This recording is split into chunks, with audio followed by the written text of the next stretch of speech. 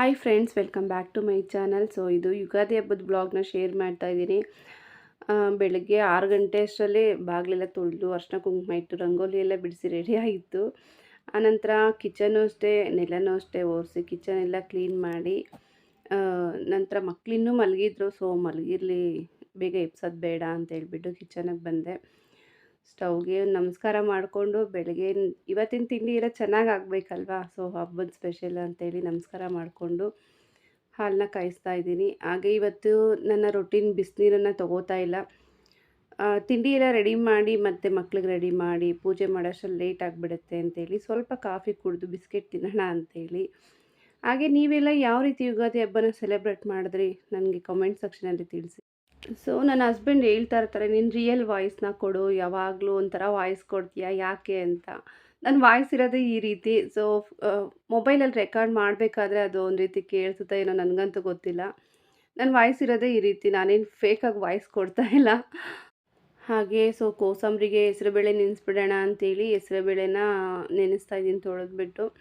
ತುಂಬ ಡಿಶಸ್ ಎಲ್ಲ ಏನು ಮಾಡೋದಕ್ಕೆ ಹೋಗಲ್ಲ. ಮಕ್ಕಳು, ನಾನು, ಹಸ್ಬೆಂಡು. ಹಾಗೆ ನಮ್ಮ ಮನೇಲಿ ಈ ಸರಿ ಹಬ್ಬಕ್ಕೆ ಸ್ಪೆಷಲ್ಲಾಗಿ ನನ್ನ ಮಗ ಬಂದಿದ್ದಾನೆ. ಸೊ ನನ್ನ ಮಗ ಅಂದರೆ ನಮ್ಮ ಅಕ್ಕನ ಮಗ ಹರ್ಷ. ಇನ್ನೊಬ್ಬರು ಹ್ಯಾಡ್ ಆಗಿದ್ದಾರೆ ಅಷ್ಟೇ, ಬೇರೆ ಏನು ಡಿಫ್ರೆನ್ಸ್ ಇಲ್ಲ ನಮ್ಮ ಮನೇಲಿ. ಆ್ಯಸ್ ಯೂಶ್ವಲಿ ಸ್ವಲ್ಪನೇ ನಾನು ಅಡುಗೆನ ಮಾಡ್ತೀನಿ. ಸ್ವಲ್ಪ ಜನ ಕೇಳಿದರು, ಏನು ಅವ್ರ ಮನೇಲಿ ಇಷ್ಟಿಷ್ಟೇ ಮಾಡ್ತಾರೆ, ಸಾಕಾಗುತ್ತಾ, ಯಾವ ಮೂಲೆಗೆ ಸಾಕಾಗುತ್ತೆ ಅಂತ. ನಮ್ಮ ಮನೇಲಿರೋದು ನಾನು, ನನ್ನ ಹಸ್ಬೆಂಡ್, ನನಗಿಬ್ಬರು ಪುಟ್ಟ ಮಕ್ಕಳು ಎಷ್ಟು ತಿಂತಾರೆ. ಮಕ್ಕಳು ಈಗಿನ ಕಾಲದಲ್ಲಿ ಎಷ್ಟು ಊಟ ಮಾಡ್ತಾರೆ ಅಂತ ಎಲ್ಲರಿಗೂ ಗೊತ್ತೇ ಇರುತ್ತೆ. ಸೊ ನಮ್ಮ ಮಕ್ಕಳು ತಿನ್ನೋದು ಸ್ವಲ್ಪ ಊಟ ಆಗಿರೋದ್ರಿಂದ ವೇಸ್ಟ್ ಮಾಡೋದು ಬೇಡ ಅಂಥೇಳಿ ನಾನು ಸ್ವಲ್ಪನೇ ಮಾಡ್ಕೋತೀನಿ. ಅದರಲ್ಲೂ ಹೇಳೋದಕ್ಕಾಗಲ್ಲ, ಒಂದೊಂದು ಸರಿ ವೇಸ್ಟ್ ಆಗಿಬಿಡುತ್ತೆ. ಸೊ ಈಗ ಬಿಸಿ ಬಿಸಿ ಕಾಫಿ ಕುಡಿದ್ಬಿಡೋಣ ಅಂಥೇಳಿ ಕಾಫಿ ಬೆರೆಸ್ತಾ ಇದ್ದೀನಿ. ಆ್ಯಂಡ್ ಈ ಕಡೆ ಬೇಳೆ ಬೇಯಿಸ್ಕೊಳ್ಳೋಣ ಅಂಥೇಳಿ ಬೇಳೆಗೆ ಬಿಸಿನೀರು ಇಟ್ಟಿದ್ದೀನಿ. ಕಾಫಿ ಯಾರಾದರೂ ಮಕ್ಕಳಿದ್ದರೆ ಮಕ್ಕಳಿಗೆ ಕಾಫಿ ಕೊಡಬೇಕು, ಇಲ್ಲ ಹಾಲು ಕುಡಿಯೋರಿದ್ದರೆ ಹಾಲು ಕೊಡಬೇಕು. ನಮ್ಮ ಮಕ್ಕಳಂತೂ ಕಾಫಿ ಕುಡಿಯೋದು ತುಂಬಾ ರೇರು. ಹಾಲಂತೂ ನಾನು ಕೊಡೋದಕ್ಕೆ ಹೋಗಲ್ಲ, ಇನ್ಫೆಕ್ಷನ್ ಆಗಿಬಿಡುತ್ತೆ ಅಂತೇಳಿ. ಸೊ ನೀವೆಲ್ಲ ಏನೇನು ಡಿಶಸ್ ಮಾಡಿದ್ರಿ, ಹೇಗಿತ್ತು, ಎಲ್ಲೆಲ್ಲಿ ಹೋಗಿದ್ರಿ ಅಂತ ನನಗೆ ಕಮೆಂಟ್ಸಲ್ಲಿ ತಿಳಿಸಿ. ಸೊ ನಾನಿವತ್ತು ಎಲ್ಲೂ ಹೋಗಲ್ಲ, ಮನೇಲಿ ಹಬ್ಬ ಎಲ್ಲ ಮಾಡಿ ರೆಸ್ಟ್ ಮಾಡೋಣ ಅಂತ ಅಂದ್ಕೊಂಡೆ. ಬಟ್ ಆ ಥರ ಆಗಲೇ ಇಲ್ಲ ನನಗೆ ಹಬ್ಬದ ದಿವಸ. ಬೇಳೆ ನೋಡ್ಬೋದು, ಇಷ್ಟು ಚಿಕ್ಕ ಲೋಟದಲ್ಲಿ ನಾನು 1 ಲೋಟ ಮತ್ತು ಒಂದು ಸ್ವಲ್ಪ ಹಾಕ್ತೀನಿ ಅಷ್ಟೇ. ನನಗದೇ ಜಾಸ್ತಿ ಆಗಿಬಿಡುತ್ತೆ. ಮತ್ತು ನನಗೆ ಡೈರೆಕ್ಟಾಗಲಿ ಕಮೆಂಟಲ್ಲಾಗಲಿ ಕೇಳಿಬಿಡಿ, ಏನು ಇಷ್ಟಿಷ್ಟೇ ಮಾಡ್ತೀರಾ ಅಂತ. ನಮ್ಮದು ಇರೋದೇ ನಾವು 4 ಜನ. ನಮ್ಗೆ ಎಷ್ಟು ಬೇಕೋ ಅಷ್ಟು ಮಾಡ್ಕೋತೀವಿ, ಎಷ್ಟು ಬೇಕೋ ಅಷ್ಟು ತಿಂತೀವಿ ಅಷ್ಟೇ. ಸೊ ನಿಮಗೆಲ್ಲ ಜಾಸ್ತಿ ಮಾಡಿ ಅಭ್ಯಾಸ ಅಂತ ಅನಿಸುತ್ತೆ. ನಂಗೆ ಜಾಸ್ತಿ ಮಾಡಿ ಅಭ್ಯಾಸವೂ ಇಲ್ಲ. ಮಾಡಿರೋದ್ರಲ್ಲೇ ನನಗೆ ಸ್ವಲ್ಪ ವೇಸ್ಟ್ ಆಗಿಬಿಡುತ್ತೆ. ಅದಕ್ಕೆ ನಾನು ಬೈಸ್ಕೊತಾ ಇರ್ತೀನಿ, ಇಷ್ಟೊಂದು ವೇಸ್ಟ್ ಮಾಡ್ತೀಯ ನೀನು, ಇನ್ನೂ ಕಮ್ಮಿ ಮಾಡೋಕ್ಕಾಗಲ್ವಾ ಅಂತೇಳಿ. ಅರ್ಥ ಆಗಿದೆ ಅಂತ ಅಂದ್ಕೊಂಡಿದ್ದೀನಿ. ಹಾಗೆ ಹಸ್ಬೆಂಡು ಆ ಮನೆ ಹತ್ರ ಹೋಗಿದ್ದಾರೆ, ಅಂದರೆ ನಮ್ಮ ಹಳೆ ಮನೆ ತೋರಿಸಿದ್ದಾನೆ, ನಮ್ಮ ಸ್ವಂತ ಮನೆ, ಅಲ್ಲಿ ಹೋಗಿದ್ದಾರೆ. ತೋರಣ ಎಲ್ಲ ಕಟ್ಬಿಟ್ಟು ಬಂದುಬಿಡೋಣ ಅಂತೇಳಿ. ಸೊ ಅಲ್ಲಿ ಕಟ್ಬಿಟ್ಟು ಬಂದು ನೆಕ್ಸ್ಟ್ ಇಲ್ಲಿ ಕಟ್ತಾರೆ. ಹಾಗೆ ಬೇಳೆನ ಬೇಯಿಸೋಕೆ ಹಾಕಿದ್ದೆ. ಈಗ ಒಬ್ಬಟ್ಟಿಗೆ ಕಣಕನ ಕಲಿಸ್ಕೊಂಡು ಬಿಡೋಣ ಅಂಥೇಳಿ. ಸೊ ಡ್ರೆಸ್ನ ಚೇಂಜ್ ಮಾಡ್ಕೊಂಡು ಬಂದೆ. ಕಿಚನಲ್ಲಿ ಫುಲ್ಲು ಡ್ರೆಸ್ಸೆಲ್ಲ ಆಯಿಲ್ ಆಗಿಬಿಡುತ್ತೆ, ಸೆಲ್ಫ್ ಕಲ್ಗೆಲ್ಲ ಟಚ್ ಆಗ್ತಾ ಇರುತ್ತಲ್ವ. ಸೊ ಕೈ ಏನೇ ಮಾಡಿದ್ರು ಡ್ರೆಸ್ಗೆ ಒರೆಸ್ಕೊಳ್ಳೋದಕ್ಕೆ ಹೋಗ್ಬಿಡ್ತೀನಿ. ಹಾಗಾಗಿ ಡ್ರೆಸ್ಸು ಕಲೆ ಆಗಿಬಿಟ್ರೆ ಹೋಗಲ್ಲ ಅಂಥೇಳಿ ಆಲ್ರೆಡಿ ಡ್ರೆಸ್ನ ಚೇಂಜ್ ಮಾಡಿದೆ. ಯಾವುದೋ ಒಂದು ಹಳೆ ಕುರ್ತಿನ ಹಾಕ್ಕೊಂಡು ಬಂದಿದ್ದೀನಿ. ಏಪ್ರನ್ ತೊಗೋಬೇಕು, ಬುಕ್ ಮಾಡಿದ್ದೀನಿ, ನೋಡೋಣ ಯಾವಾಗ ಬರುತ್ತೆ. ಹಸ್ಬೆಂಡ್ ಅಲ್ಲೆಲ್ಲ ತೋರಣ ಕಟ್ಬಿಟ್ಟು ಬಂದಿದ್ದಾರೆ, ಇಲ್ಲಿ ಕಟ್ಟೋಣ ಅಂತೇಳಿ. ಇಲ್ಲಿ ರೆಡಿ ಮಾಡ್ತಾಯಿದ್ದಾರೆ. ನಮ್ಮ ಬುಜ್ಜಿಯವರು ತೋರಣ ಕಟ್ಟಕ್ಕೆ ತುಂಬ ಹೆಲ್ಪ್ ಮಾಡ್ತಾಯಿದ್ದಾರೆ ನೋಡಿ ಅವ್ರ ಅಪ್ಪನಿಗೆ. ಹಾಗೆ ನಮ್ಮ ಚಿನ್ನು ಮೆಹಂದಿ ಹಾಕಿದ್ಲು ಬುಜ್ಜಿಗೆ, ತುಂಬ ಚೆನ್ನಾಗಿ ಬಂದಿತ್ತು. ಡಿಸೈನ್ಸ್ ಚೆನ್ನಾಗಿ ಆಗ್ತಾಳೆ ಅವಳು. ಇವಾಗ ಕಲಿತಾ ಇದ್ದಾಳೆ, ಟ್ರೈನಿಂಗ್ ತೊಗೊತಾ ಇದ್ದಾಳೆ. ವಿಡಿಯೋಗಳು ಮಾಡೋಣ, ರೀಲ್ಸ್ ಮಾಡೋಣ, ಆಮೇಲೆ ಇನ್ನೂ ಹಿಂದಕ್ಕೆ ನಡಿಯವ. ಇನ್ನೂ ಹಿಂದೆ. ಇವಾಗ ಮಾಡ್ರಿ. ಹಾಯ್ ಮಾಡಿದ್ರೆ ಎಷ್ಟು ಖುಷಿ ಪಡ್ತಾರೆ ಎಲ್ಲರೂ. ಹಾಗೆ ಹರ್ಷ ಮೈಗೆಲ್ಲ ಎಣ್ಣೆ ಹಚ್ಕೊಂಡು ಸ್ನಾನಕ್ಕೆ ರೆಡಿಯಾಗಿದ್ದಾನೆ. ನಮ್ಮ ಚಿನ್ನದವ್ರದ್ದು ಸ್ನಾನ ಆಯಿತು. ಇನ್ನೇನಿದ್ರು ಅವಳಿಗೆ ದೇವ್ರ ಮನೆಗೆ ಹೇಳಿದೆ, ದೇವ್ರ ಮನೆ ಕ್ಲೀನ್ ಮಾಡ್ಕೊಂಡು ಹೂವು ಎಲ್ಲ ಹಾಕಿ ರೆಡಿ ಮಾಡಿಬಿಡು ಅಂತೇಳಿ. ಸೊ ಅಷ್ಟರಲ್ಲಿ ಅವಳಿಗೆ ರಂಗೋಲಿ ಇಷ್ಟ ಆಗಿಲ್ಲ. ಮಮ್ಮಿ ಹಬ್ಬದ ದಿವಸ ಕಲರ್ಫುಲ್ಲಾಗಿರಬೇಕು, ಏನಕ್ಕೆ ಕಲರ್ ಹಾಕಿಲ್ಲ ಅಂತೇಳ್ಬಿಟ್ಟು ಕಲರ್ ಹಾಕ್ತಾ ಇದ್ದಾಳೆ ಅವಳು. ಸರಿ ಅವರ ಕೆಲಸ ಮಾಡ್ಕೊಳ್ಳಿ ಅಂತೇಳಿ ನನ್ನ ಕಿಚನಲ್ಲಿ ಎಲ್ಲ ಆಲ್ಮೋಸ್ಟ್ ಎಲ್ಲ ಅಡುಗೆನೂ ರೆಡಿಯಾಗಿತ್ತು. ನಾನು ಅದು ವೀಡಿಯೋ ಮಾಡೋದಕ್ಕೆ ಹೋಗಲಿ. ಒಂದೊಂದೇ ರೆಸಿಪೀಸ್ ವೀಡಿಯೋ ಮಾಡ್ಕೊಂಡು ಕೂತ್ಕೊಂಡ್ರೆ ತುಂಬ ಲೇಟ್ ಆಗಿಬಿಡುತ್ತೆ. ಹಬ್ಬಕ್ಕೆ ಬೇಗ ಪೂಜೆ ಮಾಡಬೇಕು ಅಂತೇಳಿ ನಾನೇನು ರೆಸಿಪೀಸ್ನೆಲ್ಲ ಸಪ್ರೇಟಾಗಿ ಶೂಟ್ ಮಾಡೋಕ್ಕೆ ಹೋಗಿಲ್ಲ. ಸೊ ನನಗಿಷ್ಟು ಮಾತ್ರನೂ ಅಡುಗೆ ಮಾಡೋಕ್ಕೆ ಬರ್ತಾ ಇರಲಿಲ್ಲ. ಅಡುಗೆಯಲ್ಲಿ ತುಂಬಾ ಬೈಸ್ಕೊಂಡಿದ್ದೀನಿ ಅಂತ ಹೇಳ್ಬೋದು. ಸರಿಯಾಗಿ ಯಾರೂ ನನಗೆ ಹೇಳ್ಕೊಡೋರಿಲ್ಲ. ಈ ರೀತಿ ಮಾಡು, ಇಷ್ಟು ಹಾಕು, ಈ ಥರ ಮಾಡಬೇಕು ಕೇಳಿದ್ರೆ ಹೇಳ್ಕೊಡ್ತಾ ಇರಲಿಲ್ಲ. ಸೊ ನಾನೇ ಸ್ವಂತ ಕಲ್ತಿದ್ದೀನಿ ಅಂತ ಹೇಳ್ಬೋದು. ಇಷ್ಟು ಮಾತ್ರ ಅಡುಗೆ ಮಾಡ್ತೀನಿ, ನನಗೆ ಖುಷಿ ಆಗುತ್ತೆ. ಯಾವ ಥರ ಅಡುಗೆ ಬೇಕಾದರೂ ಮಾಡ್ಕೊಡ್ತೀನಿ ಇವಾಗ, ಅದರಲ್ಲೇನು ಪ್ರಾಬ್ಲಮ್ ಇಲ್ಲ. ಹೋಳ್ಗೆ ಸ್ವಲ್ಪ ಮಂದ ಬಂತು, ನನಗೆ ಅಷ್ಟು ತೆಳುವಾಗಿ ತಟ್ಟಕ್ಕೆ ಬರಲ್ಲ. ಆದರೂ ನಮ್ಮ ಮನೇಲಿ ಅಡ್ಜಸ್ಟ್ ಮಾಡ್ಕೋತಾರೆ. ನಮ್ಮದು ಕಿಚನ್ ಇರೋದು ತುಂಬಾ ಚಿಕ್ಕದು. ಸೊ ಕ್ಯಾಮ್ರಾ ಸೆಟ್ಟಿಂಗ್ ಮಾಡಿ ಟ್ರೈಪಾಡ್ ಇಡೋಷ್ಟರಲ್ಲೇ ನನಗೆ ಸಾಕಾಗ್ಬಿಡುತ್ತೆ, ಅದೇ ಲೇಟ್ ಆಗಿಬಿಡುತ್ತೆ. ಹಾಗಾಗಿ ನಾನು ಅಲ್ಲಿ ಮೇಯ್ನ್ ಎಲ್ಲಿ ಬೇಕೋ ಅಲ್ಲಿ ಮಾತ್ರ ವೀಡಿಯೋನ ರೆಕಾರ್ಡ್ ಮಾಡ್ಕೋತಾ ಇದ್ದೆ.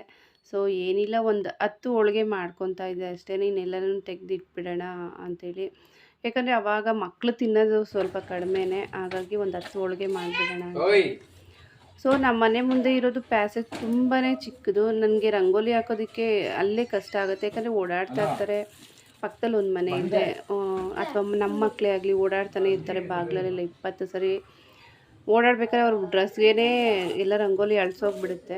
ಹಾಗಾಗಿ ನಾನು ಕಲರ್ ಏನು ಹಾಕಿರಲಿಲ್ಲ, ಚಿನ್ನು ಬಿಡಲಿಲ್ಲ. ಮಮ್ಮಿ ಕಲರ್ ಹಾಕು ಅಂತ ಹೇಳ್ತಾನೆ ಇದ್ಲು. ಫೈನಲಿ ನಾನು ಹಾಕಿರೋ ಕಲರ್ನ ಗುಡಿಸ್ಬಿಟ್ಟು ಮತ್ತೆ ಅವಳೇ ಸಪ್ರೇಟಾಗಿ ಹಾಕ್ತಾ ಇದ್ದಾಳೆ ಕಲರು. ಸೊ ಪೂಜೆ ಎಲ್ಲ ಆಯಿತು. ಪೂಜೆದೆಲ್ಲ ಏನು ವಿಡಿಯೋ ಮಾಡೋದಕ್ಕೆ ಹೋಗಲಿಲ್ಲ. ಮನೆ ಹತ್ರ ಹೋಗಿದ್ದಾರೆ, ಎಲ್ಲರೂ ಪೂಜೆ ಮಾಡಿಬಿಟ್ಟು ಬರ್ತೀವಿ ಅಂತೇಳಿ. ಅಷ್ಟರಲ್ಲಿ ನಾನು ಇಲ್ಲಿ ಪೂಜೆ ಎಲ್ಲ ಅವರಿದ್ದಾಗೆ ಪೂಜೆ ಎಲ್ಲ ಮುಗಿಸ್ದೆ, ಊಟಕ್ಕೆಲ್ಲ ರೆಡಿ ಮಾಡಿದ್ದೀನಿ. ಅವ್ರು ಬಂದ ತಕ್ಷಣ ಊಟ ಮುಗಿಸೋದಷ್ಟೇ. ನಮ್ಮ ಸಿಂಪಲ್ ಪೂಜೆ ನೋಡ್ಬೋದು. ಹಾಗೆ ಹಬ್ಬದ ದಿನ ಏನೆಲ್ಲ ರೆಸಿಪಿ ಮಾಡಿದ್ದೆ, ಮಾವಿನಕಾಯಿ ಹುಳಿ ಚಿತ್ರಾನ್ನ, ಹಾಗೆ ವೈಟ್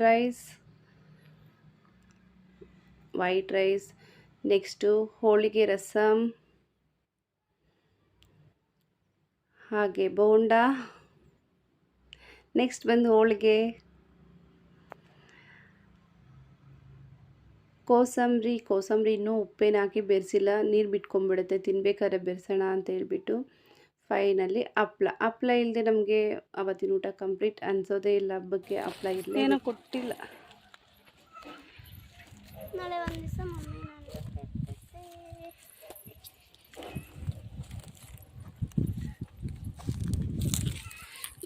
ಸೊ ಇನ್ನೇನು ಎಲ್ಲ ಪೂಜೆ ಎಲ್ಲ ಮುಗೀತು ಅಂತೇಳಿ ಊಟಕ್ಕೆ ಕುತ್ಕೊಳ್ಳೋಷ್ಟರಲ್ಲೇ ಊರಿಂದ ಫೋನ್ ಬಂತು. ನಮ್ಮ ಅಮ್ಮನ ತಮ್ಮನ ಮಗಳು, ಅಂದರೆ ನಮ್ಮ ಮಾವನ ಮಗಳು ಮೆಚೂರ್ಡ್ ಆಗಿದ್ದಾಳೆ ಅಂತೇಳಿ. ಸೊ ನೋಡ್ಕೊಂಡು ಬಂದುಬಿಡೋಣ ಹೋಗಿ ಅಂತೇಳ್ಬಿಟ್ಟು ಊರಿಗೆ ಬಂದ್ವಿ. ಮಕ್ಕಳನ್ನೆಲ್ಲ ಕರ್ಕೊಂಡು ಬಂದೆ.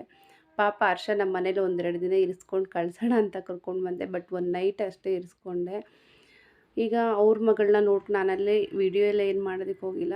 ಸೊ ಒಬ್ಬೊಬ್ರಿಗೆ ಅದೆಲ್ಲ ಇಷ್ಟ ಆಗುತ್ತೆ, ಕ್ಯಾಮ್ರಾ ಮುಂದೆ ಬರೋದು, ಒಬ್ಬೊಬ್ರಿಗೆ ಇಷ್ಟ ಆಗೋಲ್ಲ. ನಾನು ಹೊಸ ಜಾಗಕ್ಕೆ ಹೋದಾಗಲೆಲ್ಲ ವೀಡಿಯೋ ಮಾಡೋದಕ್ಕೆ ಹೋಗಲ್ಲ. ಸೊ ಮುಖ ಒಂಥರ ಇಟ್ಕೊತಾರೆ, ಅಥವಾ ಅವ್ರಿಗೆ ಕಂಫರ್ಟಬಲ್ ಆಗಿರೋಲ್ಲ ಅನ್ನೋ ಕಾರಣಕ್ಕೆ.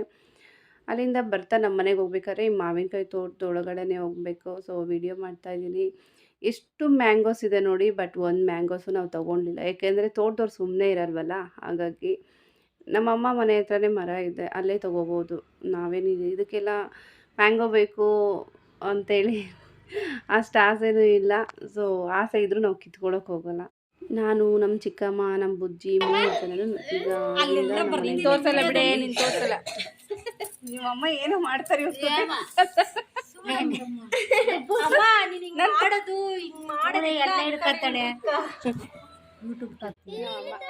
ವಿಡಿಯೋನ ಎಂಡ್ ಮಾಡ್ತಾ ಇದ್ದೀನಿ. ಪ್ಲೀಸ್ ಇಷ್ಟ ಆದರೆ ಲೈಕ್ ಮಾಡಿ, ಶೇರ್ ಮಾಡಿ. ನನ್ನ ಚಾನಲ್ ಇನ್ನೂ ಯಾರೆಲ್ಲ ಸಬ್ಸ್ಕ್ರೈಬ್ ಮಾಡ್ಕೊಳ್ದೆ ನೋಡ್ತಿದ್ರೆ ಪ್ಲೀಸ್ ಸಬ್ಸ್ಕ್ರೈಬ್ ಮಾಡ್ಕೊಂಡು ಸಪೋರ್ಟ್ ಮಾಡಿ ಅಂತ ಕೇಳ್ತೀನಿ. ಸಿಗೋಣ ಮುಂದಿನ ವಿಡಿಯೋದಲ್ಲಿ. ಬಾಯ್.